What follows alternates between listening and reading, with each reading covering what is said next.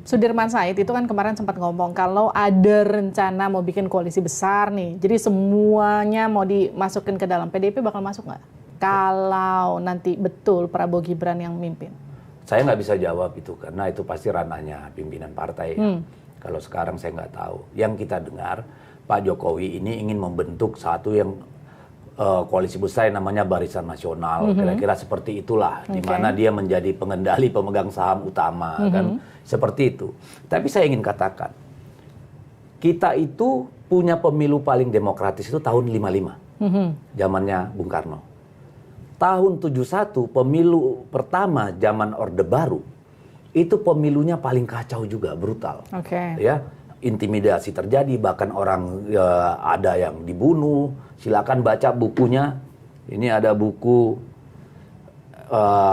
karangan Ken Ward ya tentang pemilu 71, kekerasan tahun 71. Yang membedakan pemilu 71 dengan pemilu 2024 cuma satu. Kalau dulu orang pada ditengarai mati ditembakin, kalau sekarang orang disandera dengan kasus hukum. Ya, ini kan tujuannya sama, membungkam perlawanan.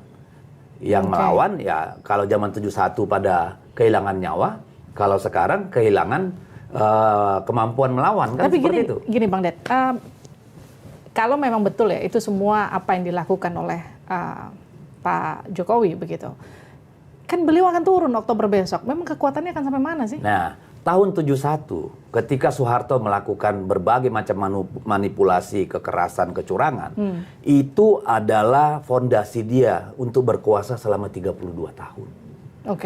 Kalau apa yang terjadi hari ini kita biarkan, ini Pak Jokowi bisa seperti Soeharto, berkuasa sampai mungkin sampai cucunya jadi presiden. Why not? Karena semua kendali kekuasaan ada di dia. Tidak ada kita dengar polisi yang berani bersuara. Iya.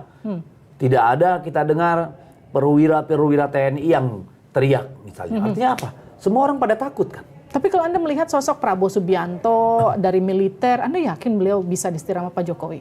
Ada negara di Afrika namanya Nigeria. Tahun 2004 saya ke sana bersama mantan Perdana Menteri Selandia Baru dan Kanada untuk pengawasan pemilu bersama United Nations, PBB. Dan di sana saya lihat lembaga anti korupsi di sana itu digunakan oleh presiden untuk menjatuhkan semua lawan politiknya. Jadi kita nggak tahu kan apa yang ada di kantongnya Pak Jokowi hari ini. Karena dia pernah bilang saya punya data semua partai politik, kan seperti itu. Dan kita nggak tahu. Kekuatan itu kan tidak harus bahwa dia ada di sana. Tapi ketika dia mampu memiliki amunisi-amunisi untuk menaklukkan mereka yang mungkin berlawanan dengan dia, itu juga akan kekuatan. Jadi Anda yakin akan ada matahari kembar nanti di pemerintahan Prabowo? Kalau dia betul menang? Ya, kan bisik-bisik yang kita dengar Pak Prabowo cuma 2 tahun. Isunya, gitu ya. Lalu apakah Pak Prabowo akan rela ada matahari kembar? Ya kita lihat nanti Pak Prabowo kalau dia memang menang ya. Kalau dia terpilih, apakah kemudian tetap takluk di bawah kaki Pak Jokowi atau tidak?